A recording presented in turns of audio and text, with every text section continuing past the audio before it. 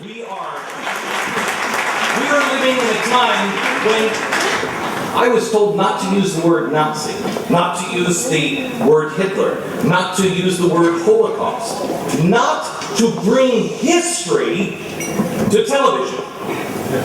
Now, I'm sorry, but maybe I misunderstood the whole reason to build Holocaust museums.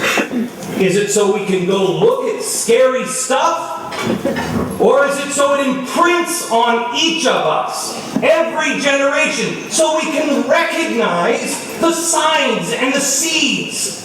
It has happened 109 times. Why? Because no one will recognize the seeds. That's what the museums are for. That's why we've said never forget, never again.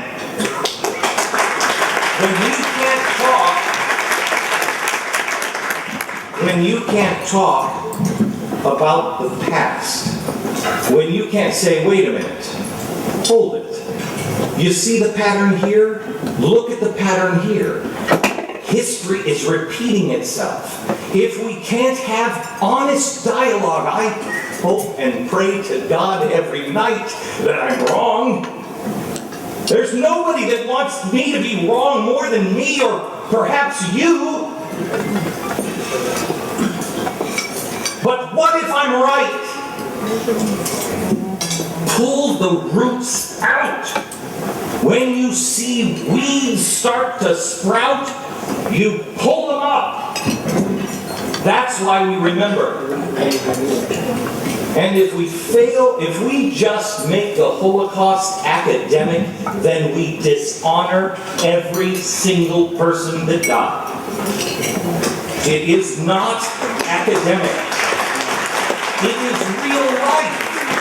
Too many people around the world think that life is a movie. It's not a movie. It's life.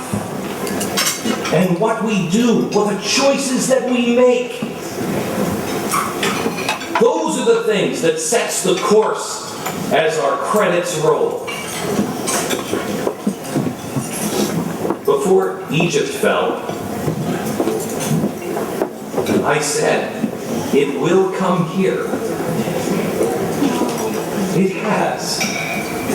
Occupy Wall Street is here. And now, even now, the press dismisses Occupy Wall Street. They say that's a nothing, that it's over. It has just begun. It is here. Jack Palat was a man who lived in Amsterdam. He was a man at 16. He saw that things were changing. And the Germans came in, and at first they took away the radios. And he said to his father, "Father, this isn't right. We've got to get out of here." "Hush, hush. Don't. You'll make more trouble. Shush. It can't get worse than this." Then it was special hours at the store. "Hush. You'll make it worse. It'll never get worse than this." Then they took the cars away. "Hush. It will never get worse than this." Then they were in a camp. Jack was selected on one day to help people into the trains. Their destination was another camp, Auschwitz. He was selected, and on that day his father was selected to go into the train. He said he pulled the door of the train closed and looked at his father as his father reached out and put his hand on his son's arm and said, "Don't worry, son. It can't get worse than this." It will get worse than this if we don't stand up and stand together. We must stand together. It is an honor to be born at this time. It's not worth it if it's not a struggle. Our lives, our glory in the next life, has a pretty high price. And it's not just us going to work and doing great things. That's not a high enough price. It's to do the right thing when the world is against you. To stand because it's the right thing to do.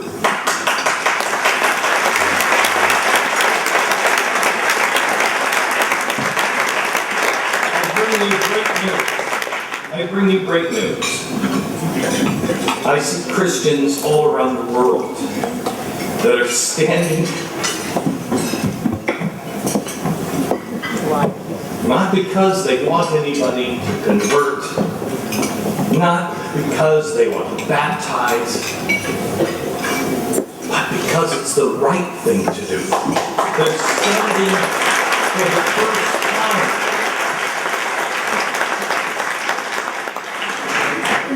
It's an amazing thing.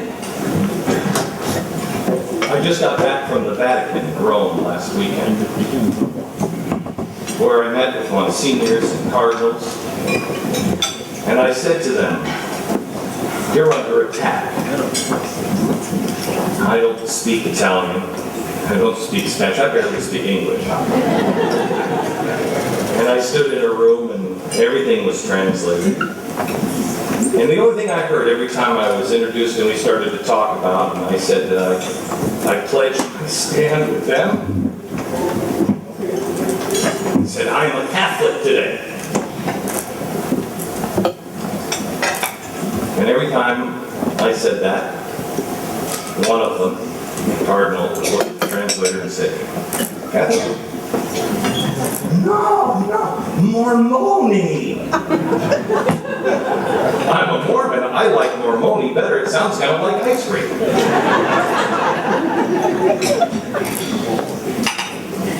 Then I would talk to them about anti-Semitism. And that we need to stand with our Jewish brothers and sisters. When we all stand together.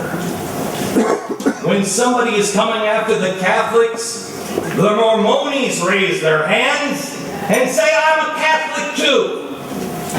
And when somebody's coming after the Jews, I raise my hand and say, "I'm a Jew too." They can't kill all of us.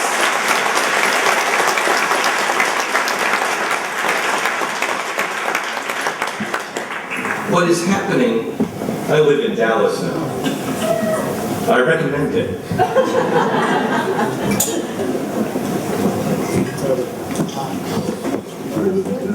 I was here last week before I went to Rome. And I chose to stay, which I can't get out of New York City fast enough, because I wanted to come here because what was happening in New Jersey, what is happening here in Brooklyn, what is happening with the food co-op here, where they are actually seriously considering a boycott on Israel. When you firebomb a synagogue, when you set cars on fire,